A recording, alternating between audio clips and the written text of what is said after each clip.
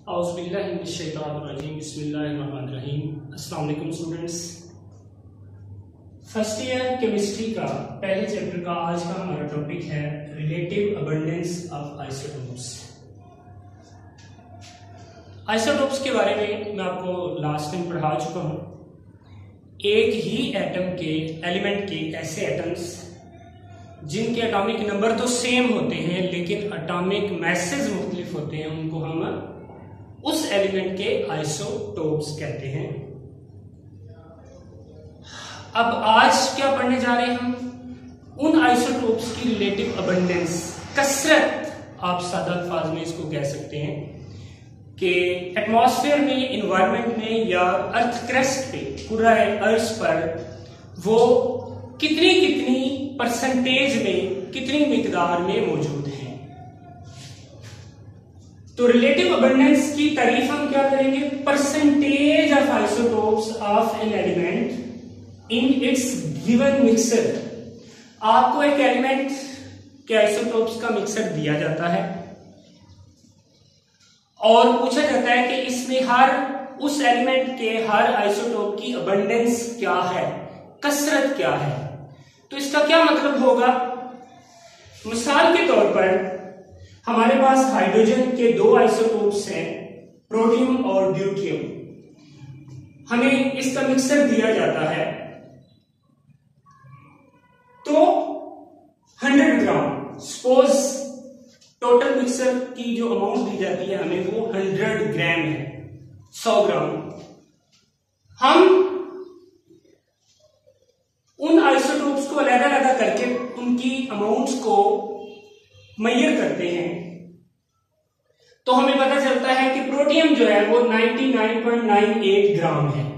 100 gram hydrogen के elements isotopes के mixer में से प्रोटियम की मिकदार 99.98 ग्राम है और ड्यूटियम जो है उसकी मिकदार 0.015 ग्राम है 100 ग्राम में से। तो हम क्या कहेंगे कि प्रोटियम की जो रिलेटिव अबंडेंस है वो 99.85% है, फीसद में लेंगे हम। रिलेटिव अबंडेंस को हमेशा परसेंटेज में लेते हैं, फीसद में लेते हैं। तो प्रोटियम की परसेंटेज कितनी बनी? 99.985%। और ड्यूटियम जिसका मास 2 है, ये हाइड्रोजन का एक हैवी आइसोटोप है, रेडियो एक्टिव आइसोटोप है और इसकी परसेंटेज निकलती है 0.015%। तो स्टूडेंट्स ये क्या हो गई? हाइड्रोजन के आइसोटोप्स की रिलेटिव अबंडेंस होगी, कसरत होगी, यानी इतनी मिकदार में ये पाए जाते हैं।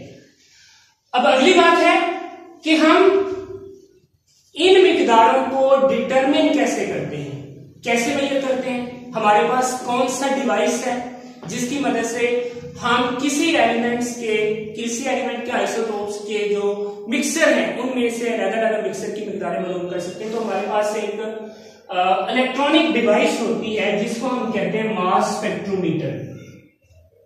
मास स्पेक्ट्रोमीटर एक डिवाइस है जिसमें हम अप्लाई करते हैं किसी भी एलिमेंट के आइसोटोप्स का मिक्सर, तो वो मास स्पेक्ट्रोमीटर उस मिक्सर में तमाम आइसोटोप्स को सेपरेट करती है, अलग-अलग करती है और फिर उसको मेजर भी करती है। हमें बताती भी है कि इसमें किसी भी एलिमेंट के इतने आइसोटोप्स हैं और उनकी मिकदारें ये हैं। तो मास स्पेक्ट्रोमीटर हम यूज करते हैं किसी भी एलिमेंट के आइसोटोप्स की रिलेटिव अबंडेंस को फाइंड आउट करने के लिए।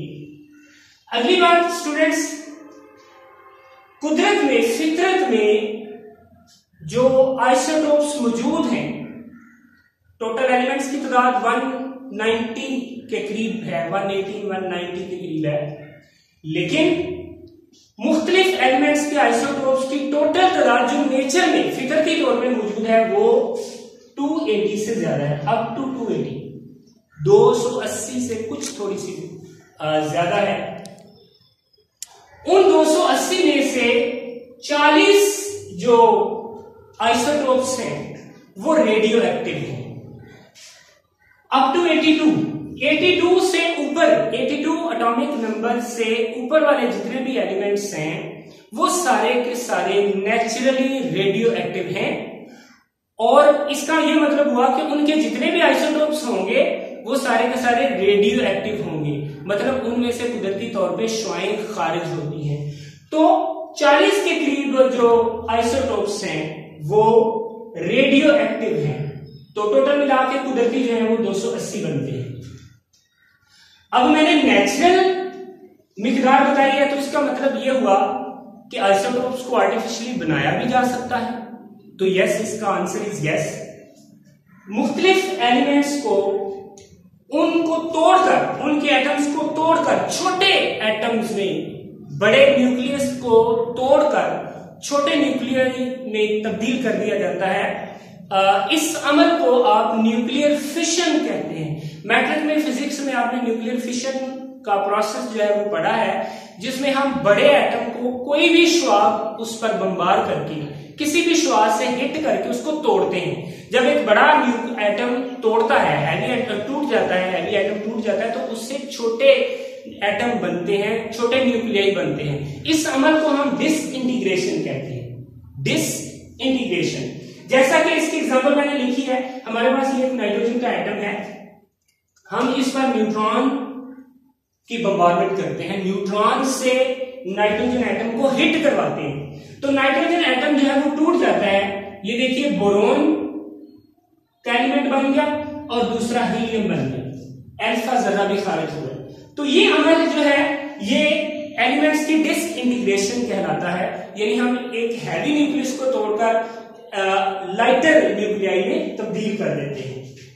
इस अमल से आर्टिफिशियल आइसोटोप्स बनाए गए हैं लेबोरेटरी में, और उनकी तादाद कितनी है? 300। दोबारा रिपीट करता हूं, 280 नेचुरल आइसोटोप्स मौजूद हैं मुख्तलिफ एलिमेंट्स के, उसमें से 40 रेडियो एक्टिव हैं, जैसा कि एग्जांपल मैंने लिखी है यूरेनियम, और इनसे कुदरती तौर पे शुआएं खारिज होती हैं, और इस प्रोसेस को हम रेडियो एक्टिविटी का नाम देते हैं। 300 आइसोटोप्स आर्टिफिशियल हैं। आर्टिफिशियल का मतलब मसनूई तरीके से हमने बनाए हैं। और कैसे बनाए हैं? मुख्तलिफ एलिमेंट्स को तोड़कर, उसकी डिसइंटीग्रेशन करके, हैवी न्यूक्लियस को तोड़कर हल्के लाइटर न्यूक्लियस में तब्दील करते हैं, तो मुख्तलिफ एलिमेंट्स बन जाते हैं। और एटॉमिक नंबर 92 से ऊपर ज्यादातर जो एलिमेंट्स बना हैं वो भी आर्टिफिशियली बनाए गए हैं। यानी इसका मतलब है कि हम एलिमेंट्स को हमने आर्टिफिशियली बनाया हुआ है। तो टोटल बनाए गए एलिमेंट्स के जो आइसोटोप्स हैं उनकी तादाद 300 है। अच्छा जी, एक और इंफॉर्मेशन है, एलिमेंट्स में तो odd atomic number have only 2 isotopes, not more than 2। यानी ऐसे एलिमेंट्स जिनके एटॉमिक नंबर ऑड हैं, यानी ताक हैं, जैसे 1 है, 3 है, 5 है, 7 है। तो ऑड एटॉमिक नंबर के जो एलिमेंट्स हैं उनके ज्यादा से ज्यादा 2 आइसोटोप्स हैं, मतलब लिमिटेड आइसोटोप्स हैं। लेकिन जो इवन एटॉमिक नंबर वाले एलिमेंट्स हैं उनके आइसोटोप्स काफी ज्यादा मिकदारों में होते हैं। बाज एलिमेंट्स ऐसे भी हैं जिनके तकरीबन 7-7, 8-8, 11-11 के करीब और बाज के 13-14 तक आइसोटोप्स होते हैं। और ये देखा गया है पीरियोडिक टेबल को स्टडी करके, ये बात सामने आई है कि ऑड एटॉमिक नंबर वाले जो एलिमेंट्स हैं उनके मैक्सिमम 2-2 आइसोटोप्स हैं, और इवन वाले जो हैं उनके 2 से ज्यादा होते हैं। 2 से ज्यादा, बाज के 3 है, बाज के 5 है, बाज के 9 है, बाज के 11 है, बाज के 14 और 16 तक भी है।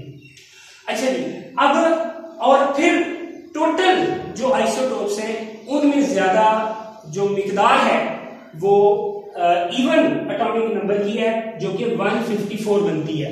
यानी कुदरत में 280 आइसोटोप्स मौजूद हैं। तो इन 280 में जो नेचुरली पाए जाते हैं उनमें इवन एटॉमिक नंबर वाले तादाद में ज्यादा हैं, जो कि 154 हैं, और थोड़े हैं ऑड वाले। जी students, relative abundance of isotopes का लेक्चर सुनने के बाद अगर आपके माइंड में कोई क्वेश्चन हो तो वो हमें टेक्स्ट, ऑडियो या वीडियो व्हाट्सएप कर सकते हैं। बहुत शुक्रिया।